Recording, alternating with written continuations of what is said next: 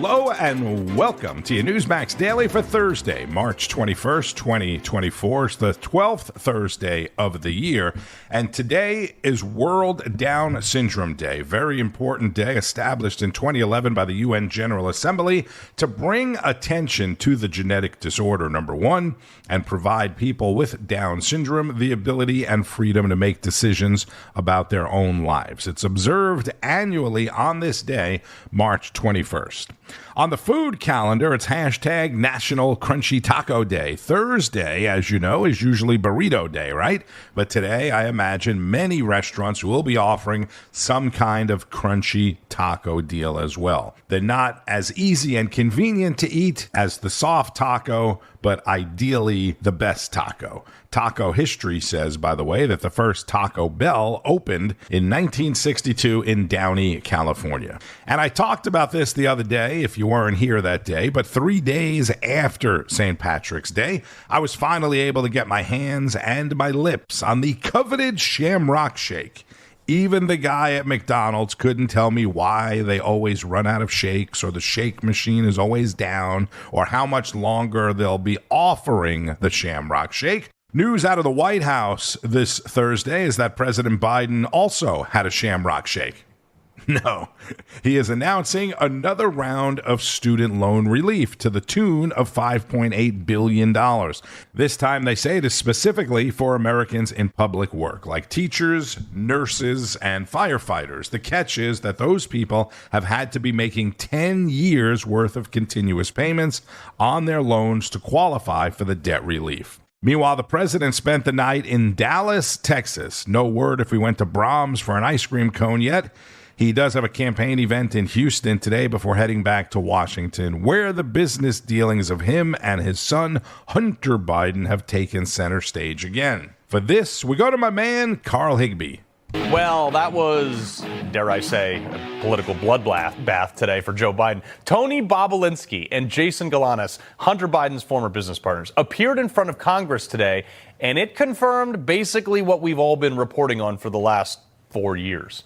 If there was any question about Joe Biden being involved in Hunter Biden's business dealings under penalty of perjury, it was made real clear today. Mr. Bobulinski, who's the big guy? Are you sure about that? Because when Jordan, Joe Biden. Sure? You sure? I'm 1,000% sure. That was just the beginning. This was a cascading floodgate of bad news for the Biden administration that not even KJP is going to be able to try to spin later. That Tony Bobulinski, he called these people out right out of the gate. We keep hearing from certain corners that our democracy is at risk and democracy is on the ballot in 24. Yet the same people preaching this mantra know better. They continue to lie directly to the American people without hesitation and remorse. Rep. Dan Goldman and Jamie Raskin, both lawyers, and Mr. Goldman, a former prosecutor with the SDNY from New York, will continue to lie today in this hearing and then go straight to the media to tell more lies. That is the voice of Tony Bobulinski, Hunter Biden's former business partner, who has testified several times before and is the person that brought the big guy to light. Moving ahead to James Comer, chairman of the Oversight Committee. The scam is simple. The Biden family promises they can make a foreign partner's problems go away by engaging the U.S. government. But this hearing is not about Hunter Biden. This investigation is not about Hunter Biden. It's about Joe Biden and the lies he continues to tell the American people. This is not a hard concept. And Democrats tried to refute this in their 5-minute intervals with a bunch of political circle speak and focus group tested talking points. But if Joe Biden was not the brand, if in fact the Biden family did produce some sort of product other than influence, what was it? Should be easy enough to show. Look, in exchange for my paycheck, I do this show every night. In exchange for your paycheck, you build a widget, you build a house or remodel a kitchen, you do something of tangible value. If you're a lawyer like Hunter Biden is, you presumably argue a case, you execute contracts. He must have done something like that, right? In front of, for all these millions of dollars? No. In all of my research, I can't find a single case that Hunter Biden has ever litigated in court. So what's their product? Seemingly more and more from today, it was Joe Biden. We have testimony from multiple witnesses that Joe Biden was the brand. He knew what his son and brother were doing and did nothing to stop it. That alone makes him complicit in a scheme to make money off of his public service. Because for years, the Biden family has personally benefited from Joe Biden's position of power. Joe Biden knew this, he did nothing to stop it, and he lied about it. Everybody knew this, and even more people have been lying to cover it up. Thank you, Carl Higbie. And Newsmax congressional correspondent Kilmany Dukart was there on Capitol Hill. There's been no shortage of fireworks during today's hearings, a number of interruptions from Democrats, including the ranking Democrat, Jamie Raskin, at the top, interrupting the opening statement from Tony Bobulinski, and then a short time ago, also an on-the-record vote to subpoena Tony Bobulinski for his cell phone data. Joining me now is Congressman Byron Donalds from Florida. Congressman, good to be with you. Talk to me a little bit about the theatrics happening in the room behind us.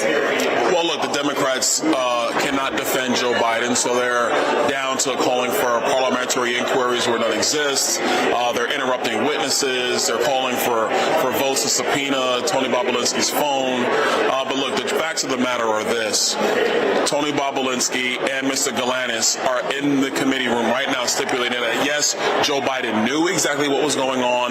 Yes, Joe Biden was the big guy. Mr. Bobulinski has testified that, yes, he met with Joe Biden for 45 minutes to an hour in Los Angeles, I think specifically the Beverly Hills Hotel, if I recall correctly, back in 2017. And that they also have testified that Jim Biden and Hunter Biden perjured themselves in their testimony during their depositions with the Oversight Committee. This is witness testimony, so a lot of this evidence is situational, it's circumstantial. What does the Oversight Committee need right now to complete its investigation, to fill in these holes? We know that you guys have subpoenaed for these bank records as part of that. Well, I would say sit tight and let the rest of the hearing unfold. There's more that's going to come out. But what I will tell you, the first hour or so of this hearing has been devastating to the Biden family and to what they've told the American people for years. Frankly, what they've lied to about for years is that, yes, Joe Biden did know full well what his brother and his son was doing, and they were shaking down these foreign companies that were backed by foreign governments in order to get money for the Biden family. That is what happened. And so now, as this whole hearing unfolds, you're going to be seeing more and more of that come out. Critics of the Republican-led impeachment inquiry want to say that the GOP is looking for an off-ramp right now when it comes to these criminal referrals instead of filing articles of impeachment. What's your response there? I have no response to that. What are we looking for an off-ramp for? We're doing our job investigating. You couple that with the fact, and I know this is not the purpose of this conversation, that Joe Biden is simply the master of disaster. He's been a terrible, terrible president. The American people know this. Polling demonstrates that. And then you layer on the fact that his family is corrupt and been taking money from adversaries for years. We're not trying to back away from anything. We are consistent with what we originally said at the beginning of this investigation. We are going to follow the evidence. If it leads to impeachment, then fine. And if it does not, then those are the facts as well. But it's important that the American people know the truth. We are bringing the truth. The Democrats are just bringing circus tactics, stunts, and chaos. Florida Congressman Byron Donalds is a member of the House Oversight and Accountability Committee. Meanwhile, over at the Senate. Actually, I did not write the brief.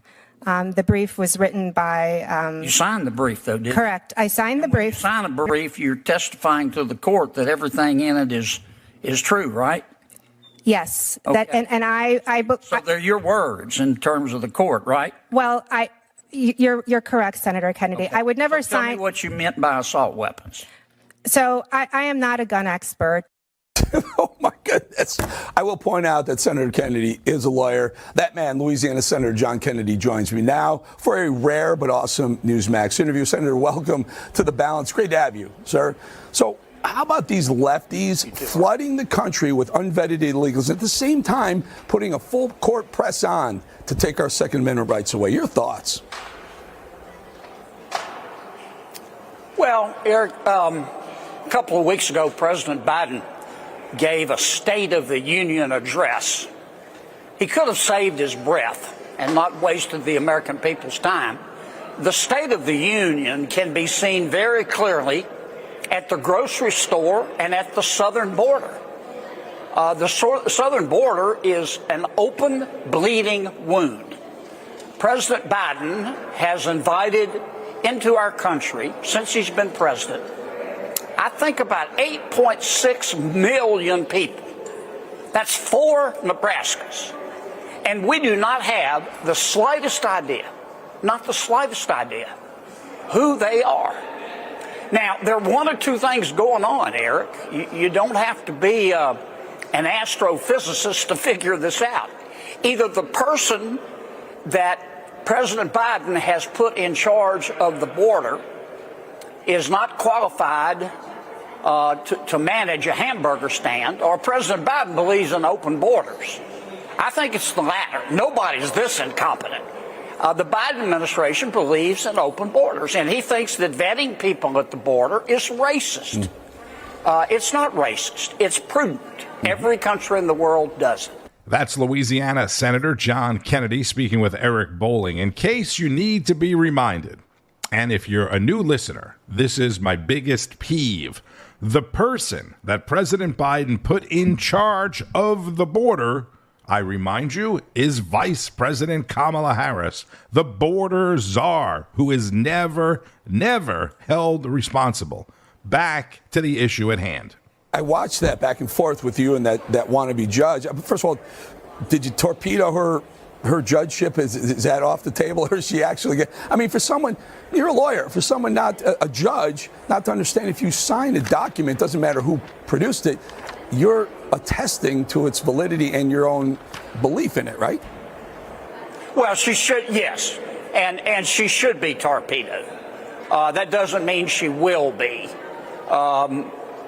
Most of my Democratic colleagues who are paying attention understand that some, you might even say many, of President Biden's appointees, they're not qualified to judge a pie contest. Now, that doesn't mean they're going to vote against them, because Senator Schumer has a tight control over the Democrats in the Senate. If Senator Schumer told his Democratic senators to join the Taliban, they'd say, "Where's the line, Chuck? We'll do whatever you say." But the lady that you're referencing is not qualified to be on the Court of Appeal. She has the worst record in her circuit for deciding cases in a timely manner. She's an ideologue first and a lawyer second. She actually testified today that when she was in private practice, she voluntarily filed a brief in court to get rid of assault weapons. But when I asked her what's an assault weapon, she said, "I don't know." I don't know. Yeah. I mean, it takes your breath away. It certainly does. Like the district judge in Illinois, did you hear about this? Who said banning illegal immigrants from owning firearms is unconstitutional. They're illegals. Illegal. It's in the title. All right, let's move on to the judge overseeing Donald Trump's Georgia election interference case. He cleared the way Wednesday for the former president and other defendants to appeal last week's ruling that allowed Fulton County District Attorney Fani Willis to remain on the case. Judge Scott McAfee granted the request by Trump's defense team for permission to ask the Court of Appeals to review the decision. It will now be up to the appeals court to decide whether to hear Trump's argument or not. Attorney Ashleigh Merchant, who represents one of the other defendants, is the one who exposed the sexual relationship between Fani and the now former special prosecutor Nathan Magic Mike Wade, and she spoke with Greta Van Susteren. Ashleigh Merchant, thank you very much for joining me. Thanks for having me. All right, earlier today, the news broke that the Fulton County judge, Scott McAfee, has certified the issue about disqualification of Fani Willis to the Georgia Court of Appeals. Does that automatically mean that the Georgia Court of Appeals will hear it? No, it doesn't. So how it works in Georgia is this is what's called an interim appeal. So it's kind of a pretrial appeal. So once he certifies it, now it's got to go to the Court of Appeals, and they will decide whether or not they're actually going to hear it on what's called the merits. So we've got 10 days to file our petition to them, to the Court of Appeals, and then they've got basically however much time they want to decide whether or not they want to actually hear the appeal. Now, I noticed in the order it said, though, that things will proceed anyway. The trial court says that this isn't going to slow down, at least that aspect of it, the trial moving forward, depending on what the Court of Appeals decides. Right. And, where we're at is we've already litigated a lot of motions and we're waiting on rulings from the judge. So what that signaled to me was he's going to keep working. He's going to get us orders while we're waiting on the Court of Appeals. But I don't think that the Court of Appeals will really take a super long time in this case, given all the issues. So I think we'll get probably a pretty quick ruling from them. But he's going to keep working while we're waiting on that. What would you consider quick? Because, my first inclination would have been, and I'm a former criminal defense lawyer, is to file a motion to stay. Because, I don't know how long your Court of Appeals is likely to work, but if this drags on 6 months, there's a lot of work that's done. And even in terms of the prosecution, they're doing a lot of work if it's still moving forward and ultimately they get bumped from the case. Right. Well, once they actually take the case, so once the Court of Appeals says we're going to take it, it's about 6 months, that process. But my reading of the order is once that happens, if they say, yes, we're going to hear it, at that point, the judge will no longer be considering it anymore. So Judge McAfee will be off the case at that point, and it would be in the Court of Appeals. So that sort of operates as a stay without us having to actually file for one. I fought with judges my whole life, even been thrown out of a courtroom or two with the judges. But I thought Judge McAfee was an extremely thoughtful judge, even though I disagree with his opinion, because the way I looked at it, it's like if you had an inside job with bank tellers and they're both stealing money from the bank, is that it doesn't cure it by getting rid of one of the bank tellers if the other one's still there. That's the way I look at it. But he said, his says you get rid of one bank teller and you're fine. Right. I completely agree with you, Greta. I think that it's all or nothing. And so that's why it kind of surprised me that he split the baby, so to say, his Solomon-esque opinion, because I thought it was all or nothing. I thought either everyone would go or nobody would go. So it was surprising that just Mr. Wade went, because I still think that there's a conflict, and that goes over into everyone else and into all of the other prosecutors on this case. But we'll see what the Court of Appeals says. That's attorney Ashleigh Merchant, and former Trump attorney and chief counsel at the ACLJ, Jay Sekulow, spoke with American Agenda about Trump's New York fraud trial and that nearly $500 million fine.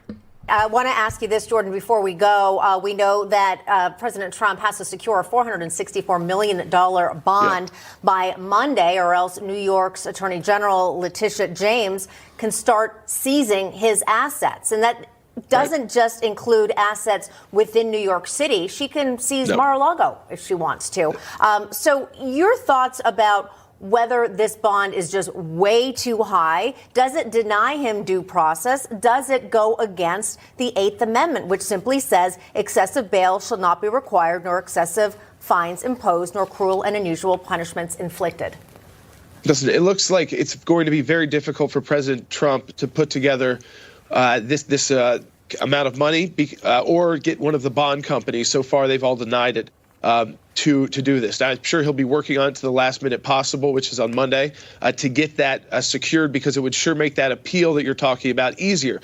But he could still, even if he isn't able to get that money together, he is still able to make the appeal. Even while she may start seizing some assets, he can still make the appeal that this is, again, that this fine goes beyond the normal fines in the financial world. It actually violates the Eighth Amendment to the Constitution, that this is cruel and unusual financial punishment. And there is a financial crimes mentioned and punishment mentioned in the Eighth Amendment. But again, we have to remind ourselves, unlike Georgia, where he is going to be making the appeals here is in the state of New York, which is, again, going to be unfriendly court after unfriendly court. You would hope you just find some reasonable court that would say, you know what, if we do this, we're going to drive out so many businesses in New York that you got to get past Donald Trump and think a lot of companies are going to say it's too dangerous for us to have our assets here. We need to move out of New York and New York City, because that's going to be the larger effect if this actually stays in place. But